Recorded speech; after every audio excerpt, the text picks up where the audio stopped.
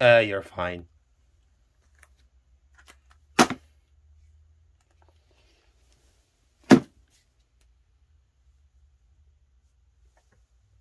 Let's talk about some real Pokemon games. Gireum, red.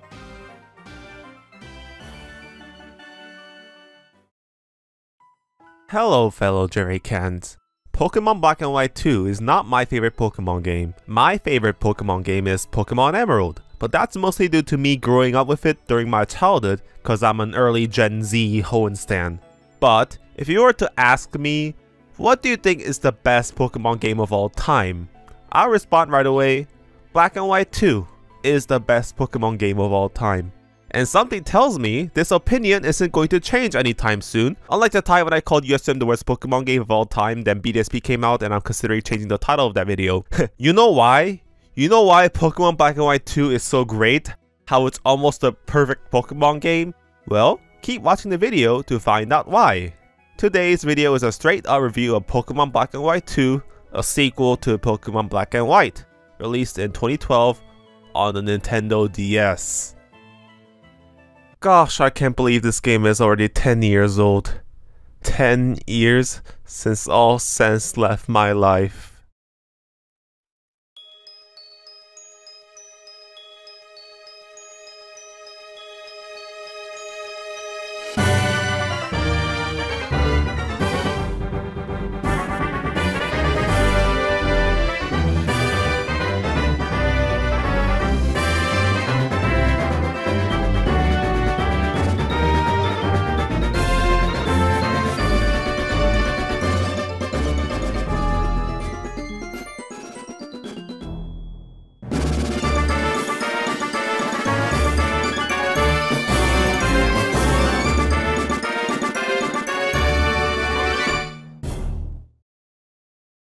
Part 1. Playing it safe. Why is this game great? Well, I've heard people say, it's because Gen 5 took risks. Generation 5 was the last time Game Freak and the Pokemon Company took risks. They tried something new here. Well, I disagree. I disagree. This only applies to Pokemon Black and White. Even though I have mixed feelings about that game was indeed a huge risk on many levels. The story took risks with an unconventional Pokemon story, the Pokédex took risks by limiting the dex to only Mew Pokemon, there were risky designs of Pokemon. Yes indeed, Black and White 1 was a fresh risk for Pokemon. Black and White 2 though, on the other hand, plays it very safe. It's anything but a game that took risks. The story is back to one-dimensional Pokemon formula, about trying to be the very best while stopping a comically evil supervillain from using a legendary Pokemon to destroy the world. The game literally has another bad twist villain that doesn't work because he dresses up in light blue clothing. And we're supposed to be surprised he's a Team Plasma member. Someone drove a hot dog-shaped car through the window! Yeah, come on! Whoever did this, just confess! We promise we won't be mad! There is no surprise with the final boss. It's just regular Elite 4 and Champion again. The Pokédex isn't just exclusive Unova Pokemon, but now includes previous generation Pokemon. So why is Black and White 2 great? Well, it's because, despite it being unoriginal as hell, it's the game that does the fundamental, basic Pokemon gameplay the best. It excels at everything I enjoy Pokemon for. Great expansive region to explore, great dungeons and puzzles to solve, many great characters to meet and battle, many great Pokemon to catch and use, plenty of post-game to do, and a lot of great fan service. Like, except for minor nitpicks, almost everything about this game is perfect. It's really hard to find problems about it. It's almost too good that Game Freak set the bar too high and everything that came after it is underwhelming. Like all the recent bad Pokemon games I reviewed the past months. I think I've said on and on like a broken record about how something pales in comparison to Black and White 2, how something is inferior to Black and White 2, how in the old days in Black and White 2 things were better. It's almost too cliche to say Black and White 2 is a good game, but a good game is a good game, no matter what. Oh, and to compare it to the usual contender of best Pokemon game, Pokemon Heart Gold and Soul Silver, well, I replayed that game recently on my own. It's still a really good game, but there are some problems with it that Black and White 2 don't have.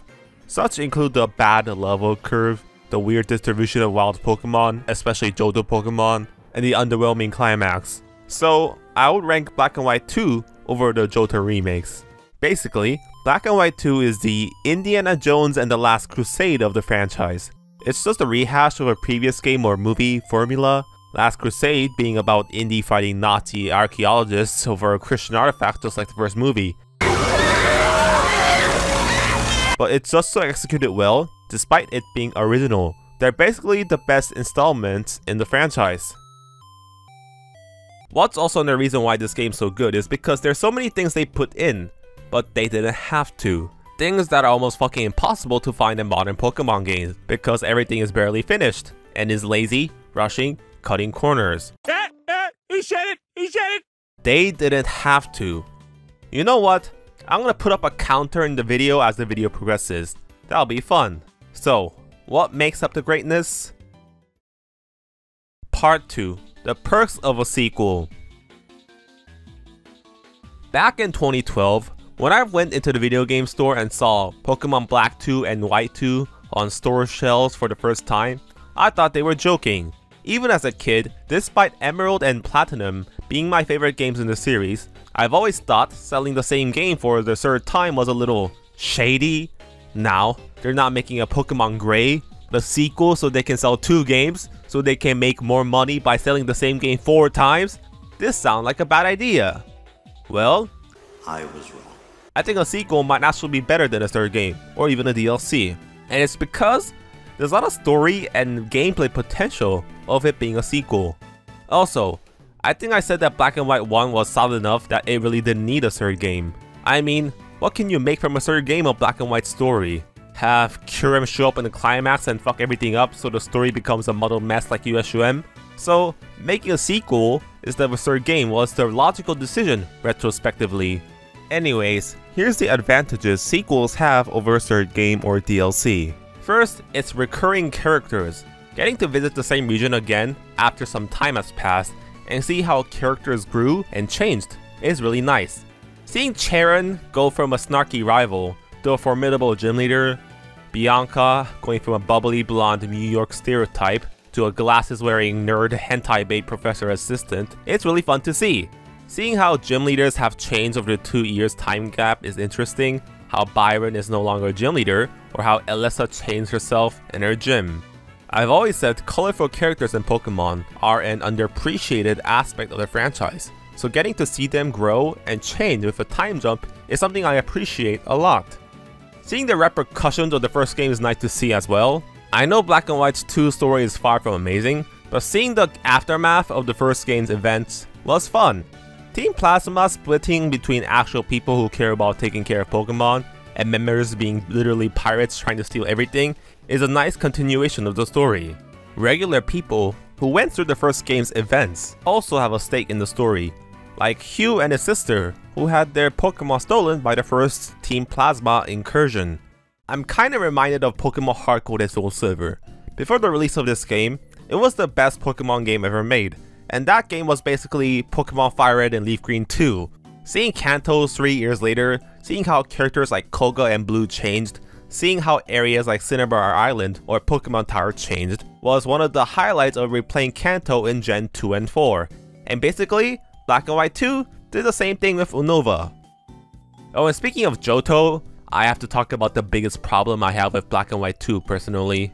While I don't have much problem with this game's simple story about trying to stop guesses from destroying the world of Gireum because I don't expect much from a Pokemon story, there is one major problem with the story that felt like a big sore missed opportunity, and that is, where the fuck is Hilbert and Hilda, aka the main protagonists from the previous game? Remember battling Red on top of Mount Silver in Heart Gold and Soul Silver, beating the main character you played in the previous game as a new main character in the sequel was one of the most satisfying things in Pokemon ever. So it made perfect sense for Black and White 2 to have Hilbert or Hilda as the final boss in the post-game. It's such a mystery. How did no one at the development team think to put a hidden boss battle with them? Their names are mentioned many times in the game's story, but they don't show up. What gives? Where are they? Still. That's a minor nitpick compared to all the great stuff in the game, so I'm not too butthurt about that. And on a side note, we should have had Sun and Moon 2 by the way. Seeing the region of Alola grow and develop, seeing all the childish island captains grow up and become gym leaders would have been nice. In Black and White 2, we got to see how the first game's story affected N and Guesses, especially how N is now a cool, chill guy. That's what we should have gotten. A game that develops Luza Mint Chocolate and Lilia's characters, how their relationship changed after the first game.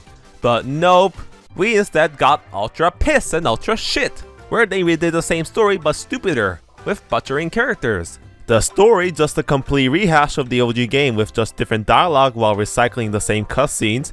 Luza Mint Meat is now trying to stop Necrozma from stealing the light or some stupid shit and trying to be a hero.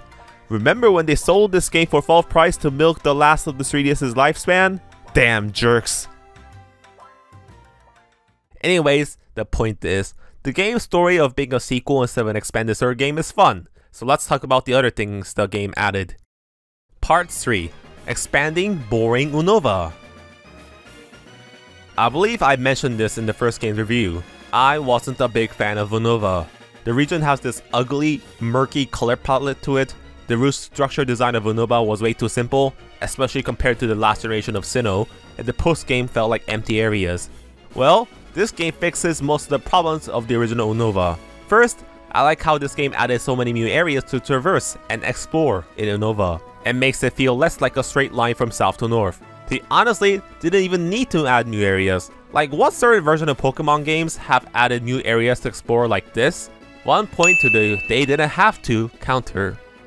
Anyways, I like how you start out in the game in a completely new area and city in southwest Unova that wasn't in the previous game, so it almost feels like you're playing through a new region for the first 3 hours.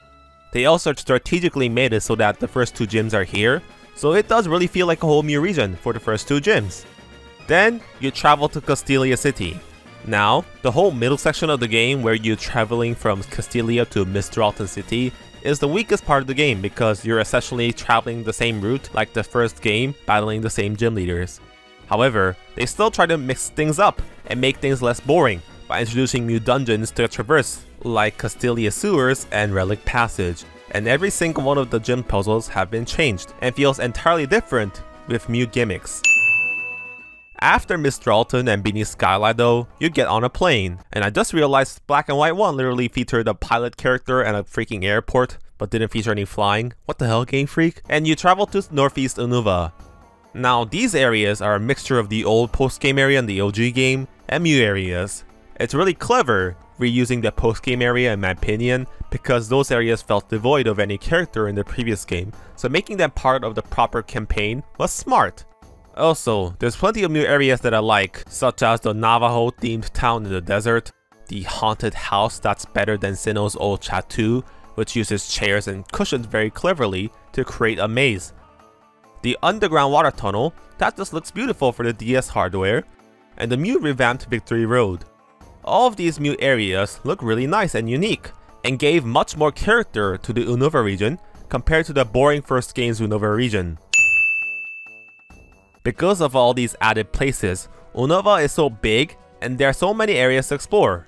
I argue Black and White 2's version of Unova is about as big as 2 regions. Oh, and because there are several areas from the first game's campaign that aren't in the main campaign, like Icarus City and Southeast Unova, these areas act as post-game areas. The first game had the problem of the post-game areas having a stupid 10-level jump that made life difficult because everything was open-ended. In this game, they fixed it by encouraging the player to take a relatively linear route by making us visit Icarus City first, then travel down all the way to the end of Southeast Unova, where you battle Chorus for the second time and get a Master Ball as a prize. They fixed it by giving the post-game area a structure. Now that's how you fix a problem. One of the problems I have with modern Pokemon is that all the maps are boring empty open areas with 0 puzzles. And the overall map design is just a boring linear path that a mentally handicapped fetus can beat while they're in a coma. This game is the opposite of that. I challenge every player who's grown up with modern Pokemon and never played this game to play this game. Go to Route 23, south of Victory Road, and try to beat the Strength Rock Maze puzzle. Now that is a true Pokemon game.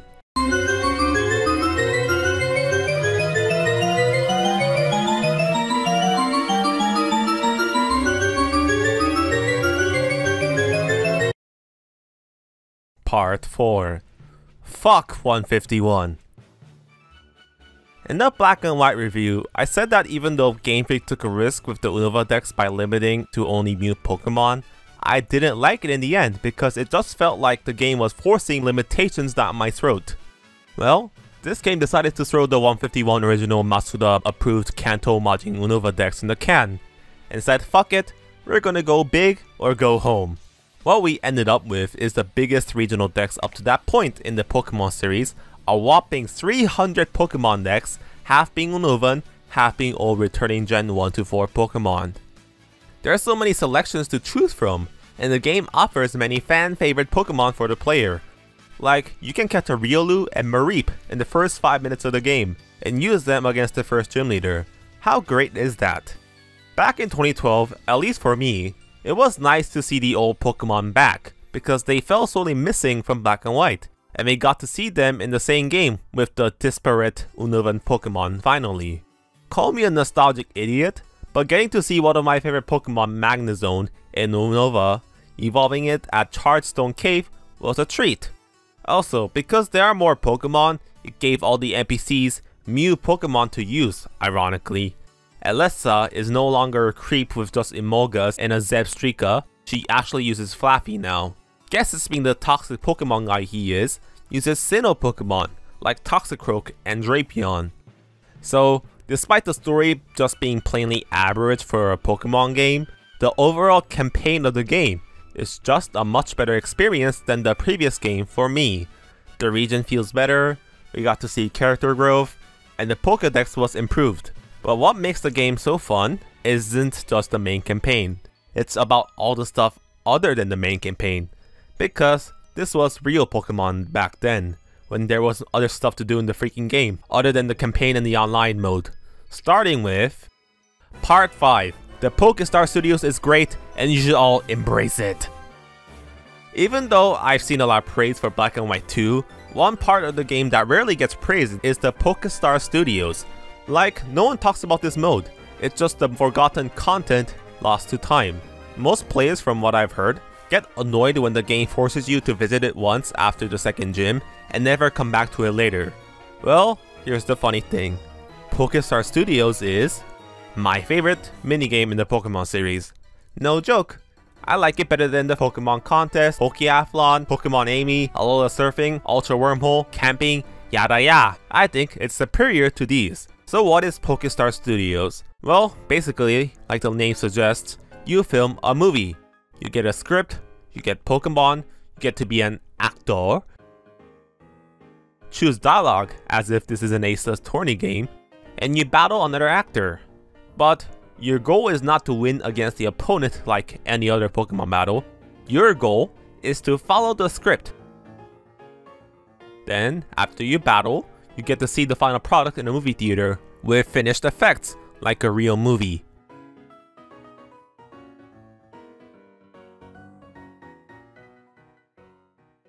You see, it's all about timing your moves in the battle. You have to attack the opponent at a certain turn, you have to not attack the opponent at a certain time, you have to make sure you don't end the battle too early, and you have to make sure you end the battle before the filming ends. Well, why do I like it so much? Well, first, I like it that it's not just trying to win against an opponent. It's actually pretty refreshing that you need strategization to follow a script, not to win against an opponent, but to time the right moves. It's a unique dynamic in Pokemon battles that I haven't felt anywhere else. Also, it's like the only Pokemon minigame that felt like it actually incorporated the core battle system, like the Pokeathlon or Alola minigames, such as Surfing or the Ultra Wormholes. These minigames have nothing to do with the core Pokemon mechanic. It could be from an entirely different game. This isn't Pokemon battling. Pokestar Studios, however, is all about battling and strategizing like the main game. I also like it that they give you a lot of movie scripts and themes to choose from. There are so many crazy scenarios that's fun to play.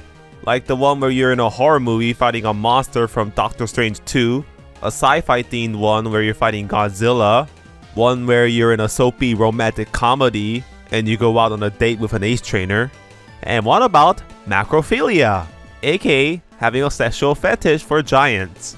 What were these developers smoking? Also, I think it was the first time in the series we got to see the main characters actually speak other words than yes or no, and show emotion. So because Pokestar Studios exist, Nate and Rosa feel more likable as protagonists. Oh, and Sabrina shows up. Funny Easter egg. The only problem I have with this mode is that there are a lot of scripts that is just stupidly luck based. There's the classic bullshit RPG Pokemon mechanics like confusion, or attacks missing, therefore fucking things up. But it's Pokemon. If these kind of things bother you, you should have quit a long time ago, right, competitive Pokemon players? Also, I like it that even if you screw up following the script, they allow you to still complete the movie by having actors ad-libbing and adapting to the situation. There's some really funny writing in this minigame, and I bet there's like dozens of really funny or fucked up dialogue trees that the developers had a fun time writing. Like literally, one of the movies I shot on stream ended with Princess Rosa admitting she likes middle-aged bald men. So, I think the canonical ship between Rosa is not Nate or Hugh or N, it's fucking Jeff Bezos. Finally, I'll say this, they didn't even need to add this mode. No one was asking for a make a movie simulator with Pokemon.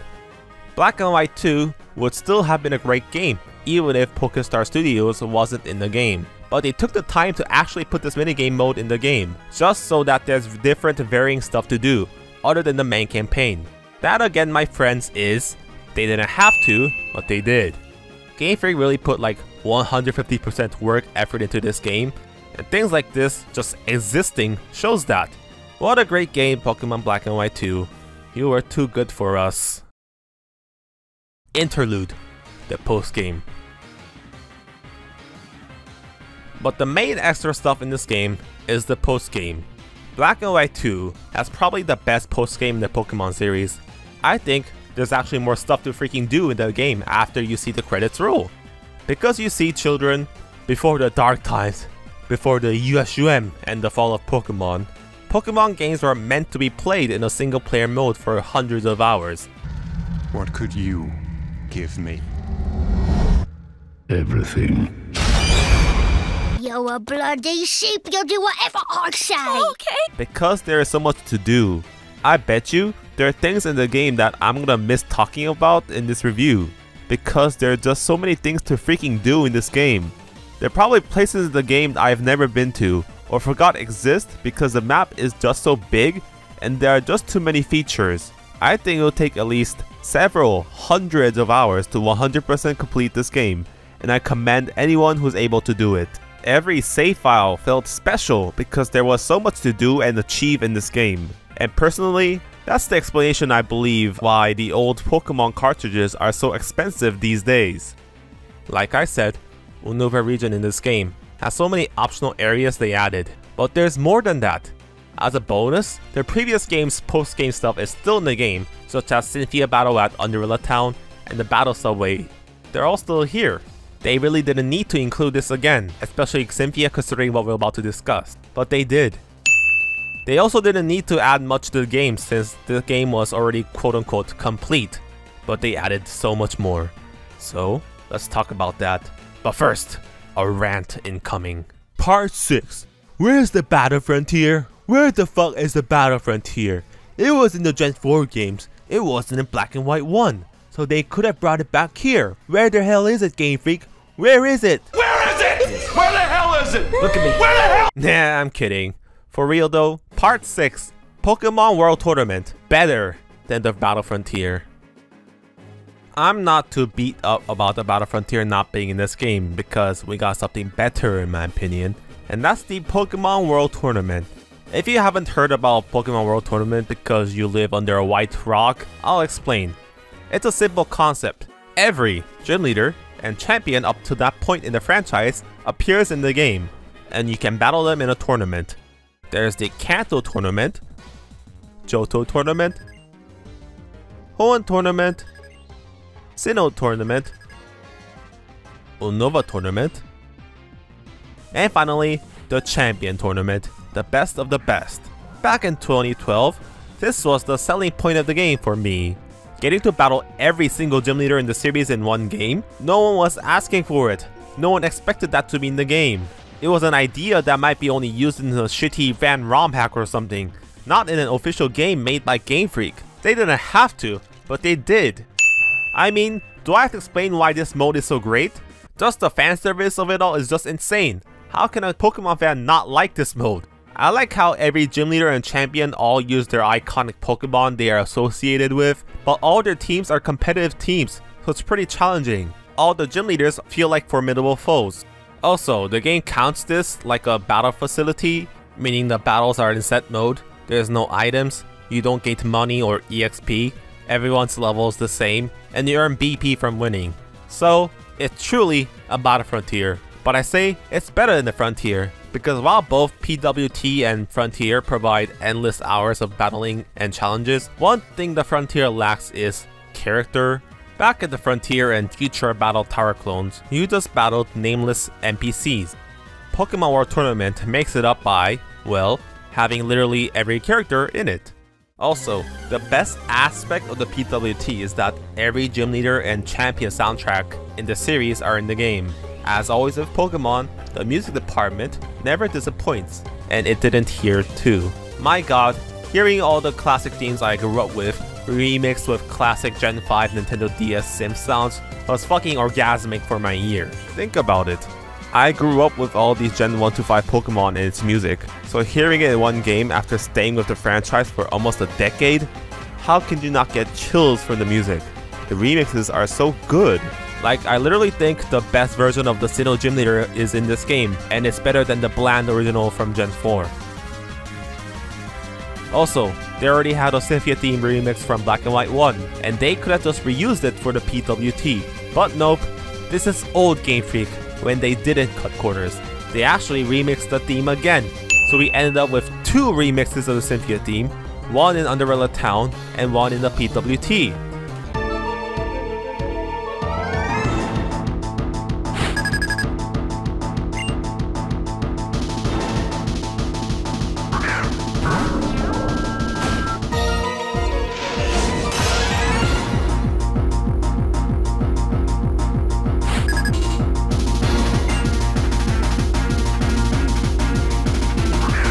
Now, the only missed opportunity with the Pokemon World Tournament is that, where is the Elite Fours? I felt it was weird that characters like Koga were missing in this game because he counted as an Elite Four and not Gym Leader. Still, how can you not be satisfied with what we got? It was the ultimate fan service for the fans by Game Freak before Pokemon went 3D, before the dark times, before the Masters, before the franchise was reorganized into the first gacha-making machine empire, ripping money from weebs for a more profitable fandom. I just know Pokemon World Tournament will never come back, and fan service like that will never again happen in a main series game because Masters exist. Hence why I hate the game's existence so much. Now, you gacha defending sheeps will say the existence of Masters doesn't affect the main series.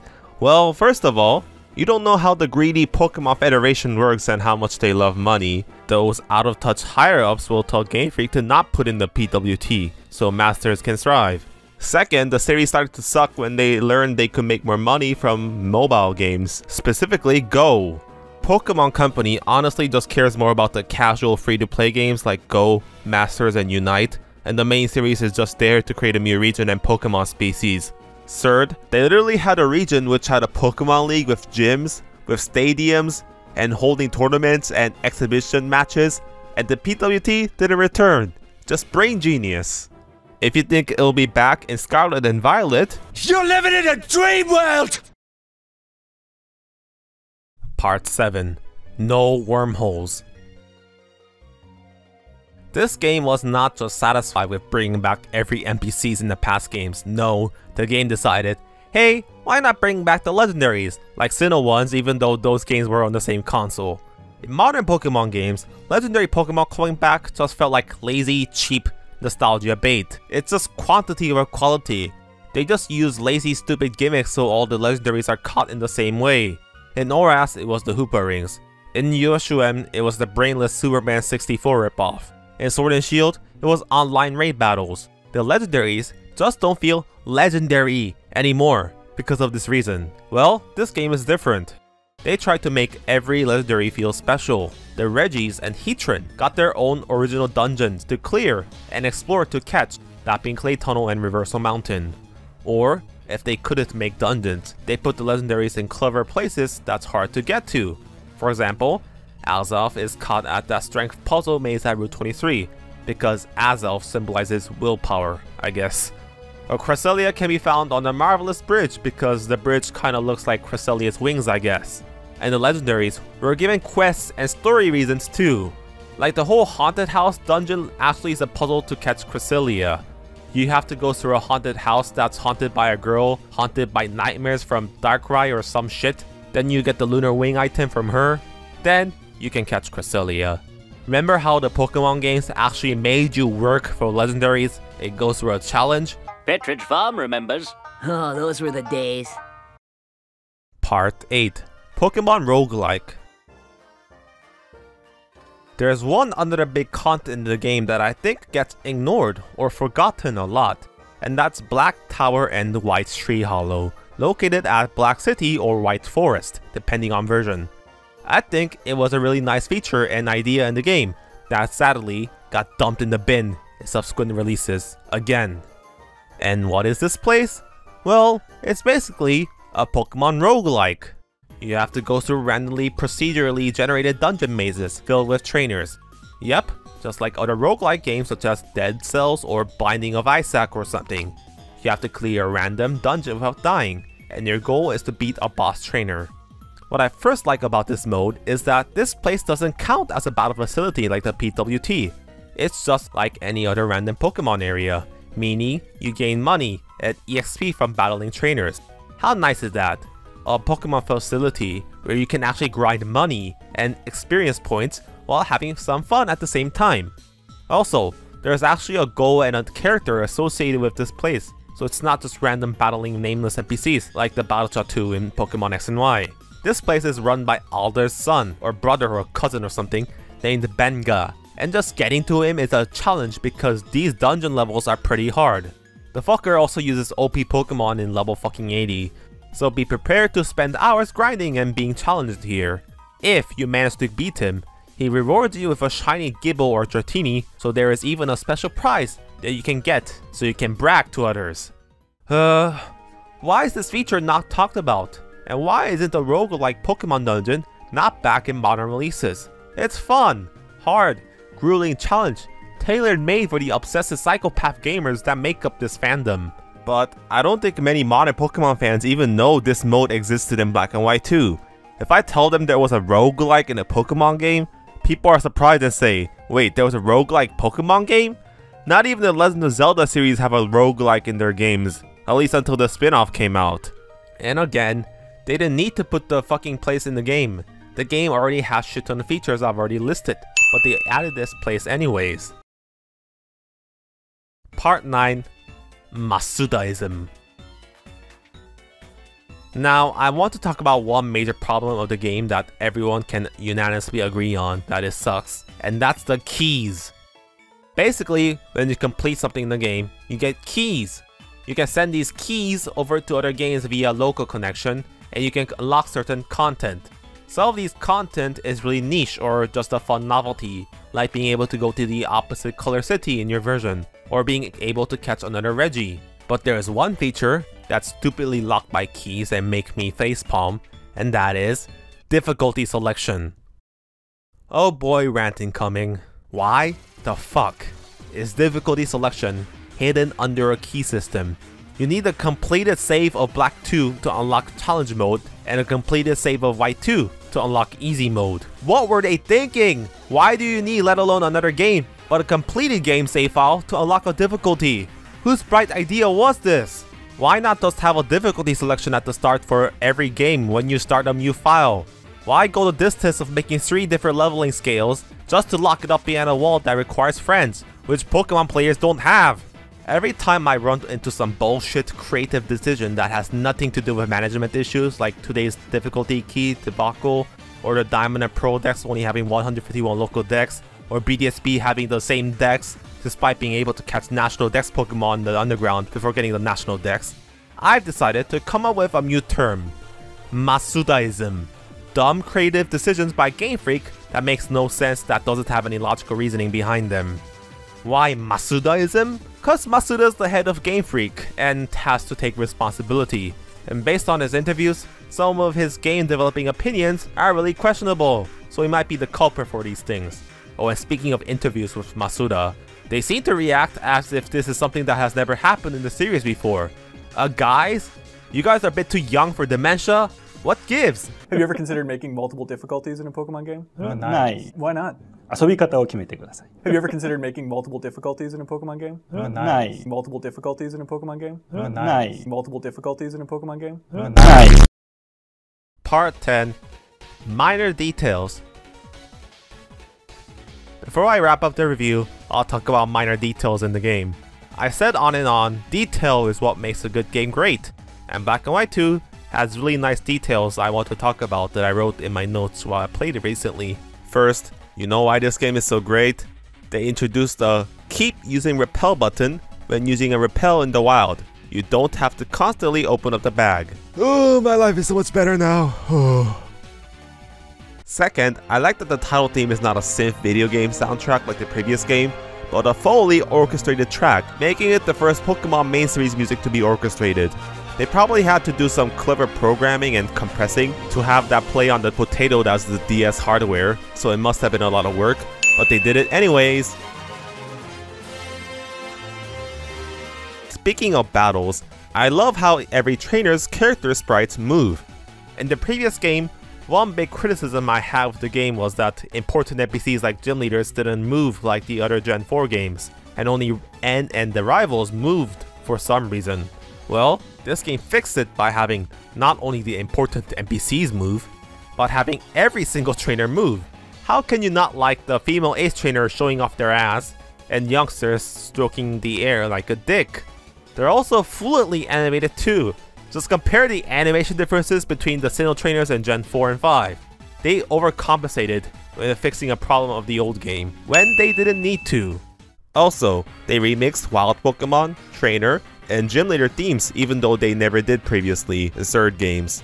I've complained in the first game's review that I thought the Black and White Trainer and Gym Leader theme was bland and didn't fit the tone of America. Well, the whole Black and White 2 soundtrack just bops more with electric guitar parts added everywhere.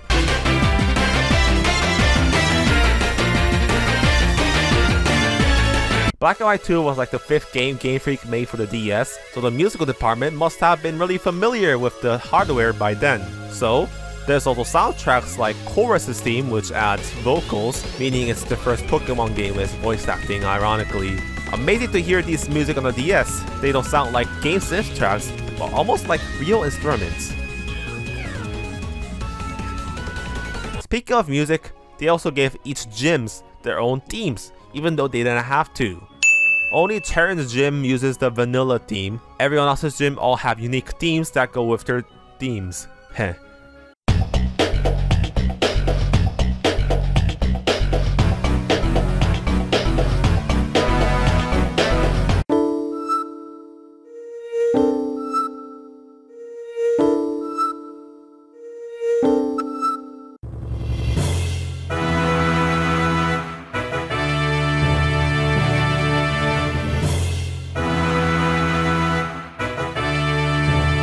The highlights is of course Alessa's gym. How can you not like this game after playing through this moment?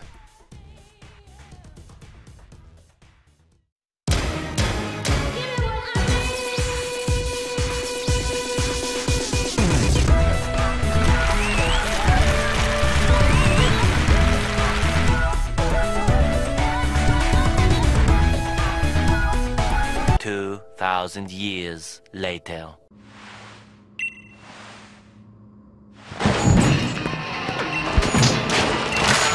It is evolving, just backwards. Finally, I like how the UI is overall cleaner in this game compared to the originals. I complained in the previous game's review that the UI and battle backgrounds just looked ugly compared to Gen 4, especially Harkon and Soul Silver's. Thankfully, they got rid of the putrid color battle background with the unnecessary Masuda colors going by, replacing it with a clean, white-orange themed one.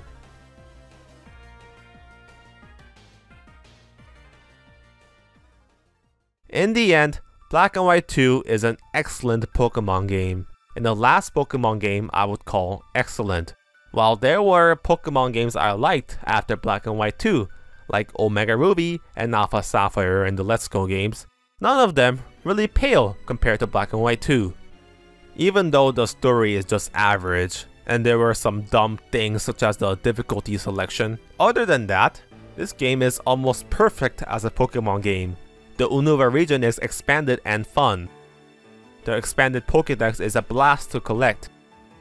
There are so many things to do other than the main campaign, like the Pokestar Studios, the ultimate fan service Pokemon World Tournament, unique legendaries to catch, the fun experimental Black Tower White Tree Hollow. What? I barely talked about the game's story itself, and the review is already 50 minutes long because the game is just so crammed packed with stuff. I would almost argue Black and White 2 is objectively the best game in the series, just because it's an objective fact that this game has the most things to do in the series. It's just a shame this game came out way too late in the Nintendo DS lifecycle, so it didn't sell well. I mean, this game came out on the DS when the 3DS was almost a year old, so of course no one bought this game.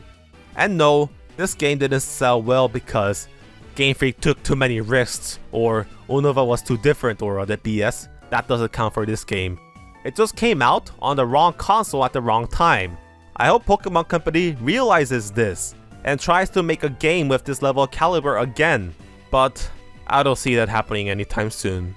If you're still living under a white rock and haven't played this game yet somehow, I command you to go out and play this game. It'll be a jaw-dropping, eye-opening experience, seeing how great Pokemon was 10 years ago. I guess you can just succumb to buying a physical copy from a scalper on eBay like me, or may not just emulate the fucking thing. It's not like Nintendo or Pokemon is making money off the game by selling it digitally these days. You know, throughout the whole review, the phrase I kept saying was, they didn't have to, but they did. But as I wrap up this review, I have a sudden thought. Maybe I'm wrong. Maybe they added so many things in Black and White 2 because they had to. Because the Pokemon series had standards and expectations. During 2012, we the fans always expected Pokemon games to be always good no matter what, and the developers had a standard of quality before releasing a game. After all the bullshit we went through with modern releases, going back to this time was kind of a sad experience, reminiscing about a time when our expectations and their standards were high. The time when being lazy, rushing, and cutting corners was not the norm. A time when talking about Pokemon games wasn't such a cancerous experience on the internet, because the fandom wasn't divided between assholes who hate every modern releases and assholes that kiss Game Freak's ass no matter what and accept everything they do. Also, I just know Pokemon Company will treat this game as if it never existed in the future. They're just gonna pretend that the only Unova game that ever existed is Black and White 1. They're just gonna get LCA to make a faithful remake that adds nothing new to the game of Black and White. Pokemon World Tournament is just gonna be cold storage. Marlon and Roxy will be erased and forgotten. Nate and Rosa will be pre-order bonus costumes for Hilbert and Hilda. So, after Pokemon Black and White 2, came the first 3D Pokemon game, Pokemon X and Y. A lot of people say that game was the start of the downfall of Pokemon, that Pokemon died when it became 3D. Well, was that true? Was Pokemon XY that bad? Was the Kalos games irredeemable pieces of shit? Or a forgotten gem in the series? Well, find out next time on the same Jerrycan time, same Jerrycan channel. Gireum red, not blue.